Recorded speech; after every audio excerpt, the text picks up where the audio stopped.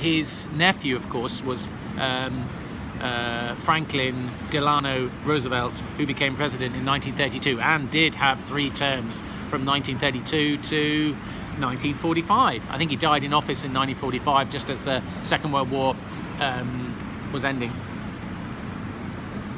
So in Roth's I Married a Communist, the character Ira Ringold, aka Iron Rin, is supporting a candidate of the Progressive Party, which I thought was a completely fictitious party, but it turns out that it really did exist, and it was a short-lived vehicle for Theodore Roosevelt to secure what he hoped he was going to secure, enough seats to become president in 1912.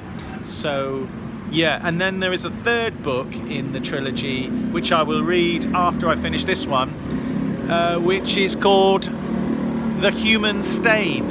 And as far as I'm aware, not having read it and not knowing much about it, apart from it being the third book of the trilogy, it brings Nathan Zuckerberg up to the 1990s. And I think it tells the story of a professor of something or other, probably English literature, who is wrongly accused of, I think, racism or maybe some extreme feminism or something.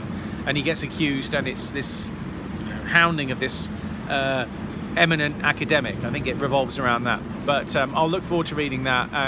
Salman Rushdie went on record as saying that the stretch of novels that Roth produced as a relatively old man in the 1990s, including the Sabbath's Theatre, about this guy who's an ex-puppeteer with a penchant for extreme sexist language and misogyny. I haven't read those, but I've heard a little bit about them. The stretch of novels from those novels through to the American trilogy, he said, is one of the greatest achievements of recent times. So when Salman Rushdie says that, you've got to pay attention. So this is my discovery of Philip Roth, and my erstwhile partner, who was going to talk about Philip Roth, has just disappeared. So I don't know where she's gone, and I don't know what she's doing, but hey. So yeah, I'm having a great time in Miri. I have bought some... you're supposed to be talking about Philip Roth with me. You've just disappeared. Were you just going to get some... were you going to get what? Better Wi-Fi? Have a communication? A secret talk? With an ex-boyfriend, an ex-lover, and I'm not participating. So this is my unfaithful partner, Nadia here, who's going to reassure us on camera that it was something totally innocent she went in to do. Yes.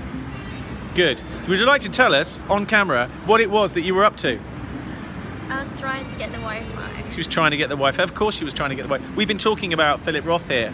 Now Nadia can tell you a little bit, and she's going to talk to you, just to give you a little teaser about the later novel. Philip Roth, by now he's in his 70s and 80s, and his last stretch of novels were novellas. They're very short, aren't they? Tell us a little bit about Nemesis. Make sure that they can see you on the camera. Nice and loud. Nemesis. Just tease people into it. Nemesis is a great book. It's quite sad. It's a rather tragic story, short story. Look at the camera. In fact, someone look at you. Right, you want me in? Yes. Okay, I'm here. Nemesis is about polio, isn't it? It's about polio. So the link with what I've just been saying is the Roosevelt's interesting link. Franklin Delano Roosevelt. People don't know his second name, Delano. Franklin D. Roosevelt, FDR Roosevelt. He actually did contract polio. Must have been in the 1920s, I guess, because he was able-bodied in the First World War. He gets into the cabinet as Secretary of War for Naval Defense, doesn't he? Yeah, we didn't watch. We were watching it. So he wasn't stricken with polio. So he becomes stricken with polio, and he becomes the 20th century most long-serving American president. Anyway, back to Nemesis. So polio was obviously virulent and rampant in America and Europe in the 1920s through to the 1950s. So it happened. Nemesis is about polio, right? Talk about it. Just what polio that happened in Newark? Is that how you pronounce it? Newark. Newark. as Where's opposed that? to New York.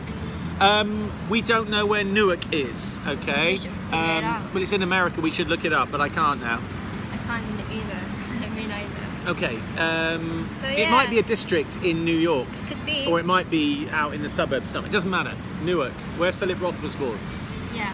Yeah. So yeah, it occurred to that city in one playground, like a school playground, and it happened to the children first. Uh-huh. Initially, it was just a few children until It seems to hit children more than adults, doesn't it? At first, and then eventually, it kind of infected all the children in the playground.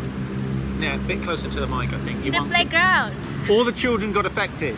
In that playground So specifically. the story just is that about one. one particular character contracting it. Is it featuring? Yeah. Yeah.